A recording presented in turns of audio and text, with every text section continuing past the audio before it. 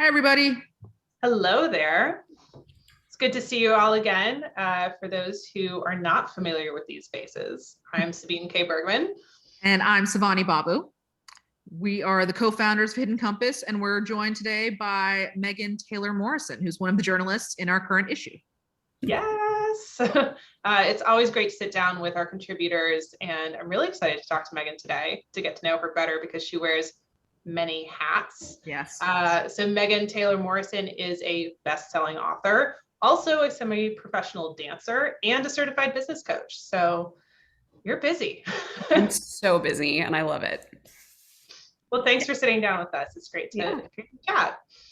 Yes, thank you. And I want to jump in and start by asking about the story that you wrote for us, which is a wonderful, beautiful story.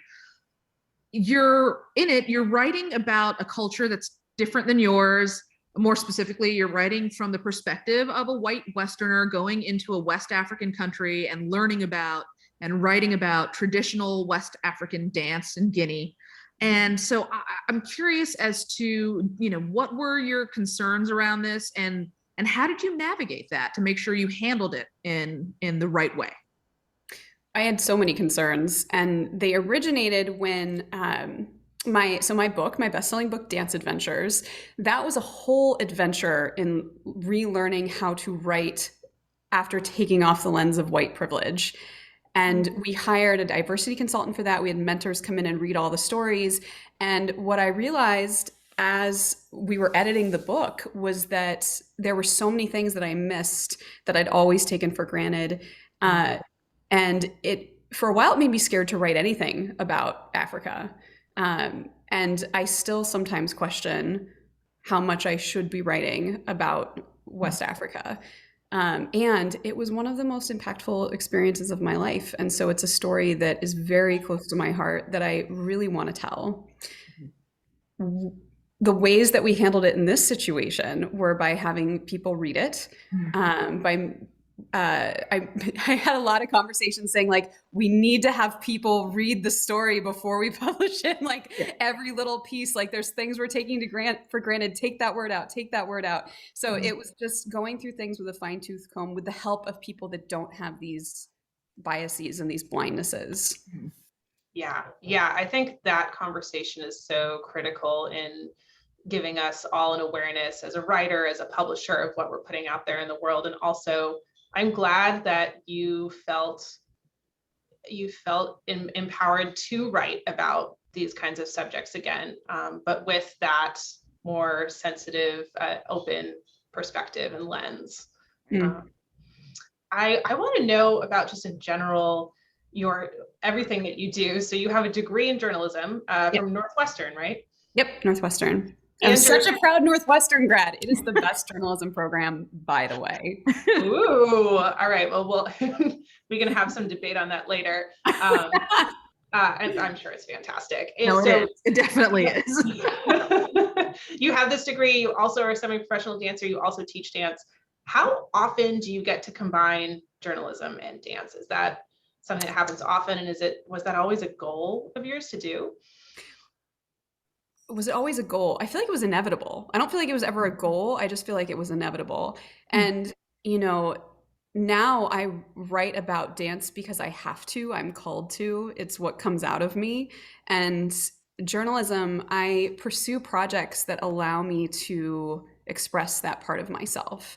It's not how I pay my bills at this point.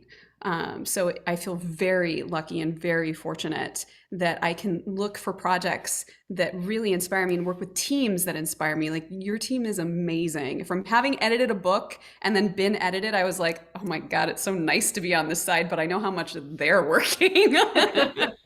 So I do combine it often. That's great. It's great that you're able to do that. Yeah. Yes. And thank you. It's also a pleasure for us to work with you. And I think it's wonderful when people appreciate the work that editors put in as well. I mean, writers and journalists put in so much time and effort. And so do editors. And not everybody knows that in the general public. Yeah, and I want to give a shout out to our managing editor, Katie Narowski, who edited this story as well as every other story in this issue. and she just does a fantastic job.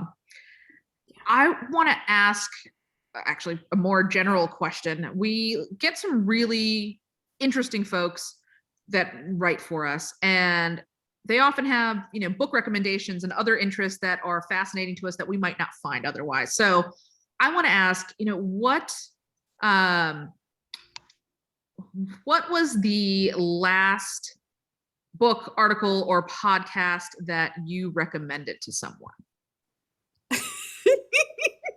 I don't know if I can say this on this program. Ooh. Do you guys allow profanity on your podcast? Yes, this is for our YouTube channel. So great. Yeah. Okay, I'm just pulling up my my Kindle because I read a lot. Like that is really important to me. And in terms of travel, the last thing I recommended was an anthology called The Kindness of Strangers, which is all. Have you read it? You're nodding. We know this one. We both do. So good. Yes. We know the book. Good. We know some of the people who wrote pieces in it. We know the editor, publisher, the editor, yeah, and the publisher. We know a lot of people involved. Great book. Such a gem. Such a gem of a book. I work with a lot of people on money mindset and ways of thinking, and there's a book called Rich as Fuck by a woman that I follow, Amanda Francis, and that book is triggering as fuck and will have you think differently about money. And I said I was going to open my Kindle and then I forgot. I could run you down. How many recommendations do you want? I got a lot of great books. A lot. Well, we've got 2 so far. Let's go for a third because it's a good number. All right. Give me a category. Do you want business, travel, personal development? Let's do travel. Travel. Okay. So if I flip through my travel, if I go into my library, let's see, what's the last travel book that really spoke to me?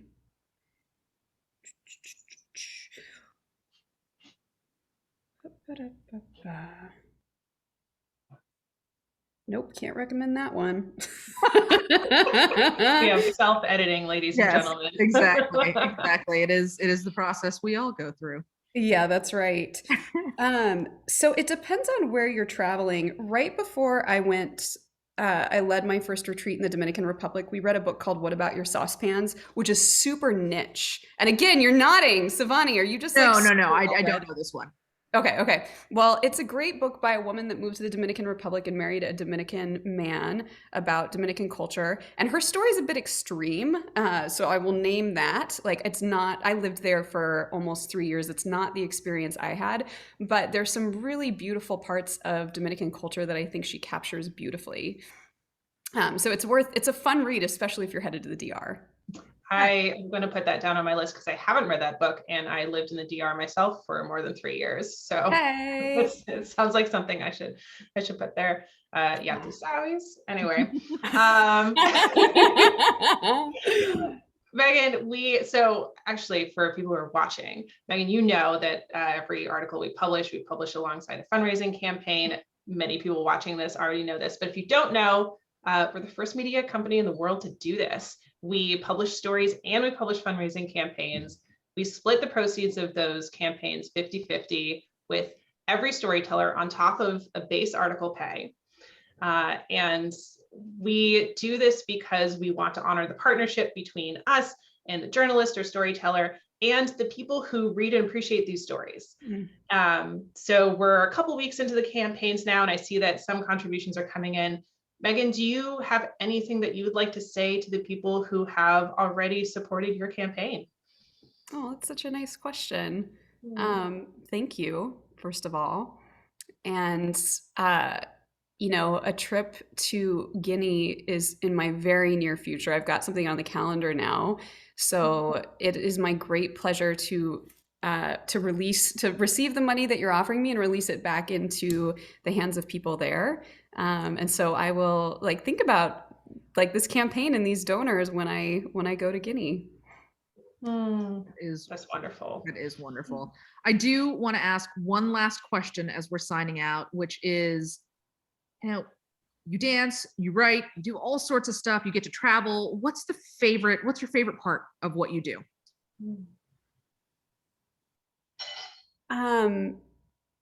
My favorite part of what I do is creating community and connections between people. And it might be, you know, the connection that I create with someone in Guinea while we're dancing together, but it also could be all of the community building that I do. I run a virtual co-working community and a business mastermind every year and retreats. And it's like the ability to support people and feeling deeply seen, whether it's like writing about them, writing profiles, or giving them a real experience of like connection, is what makes me excited about what I do.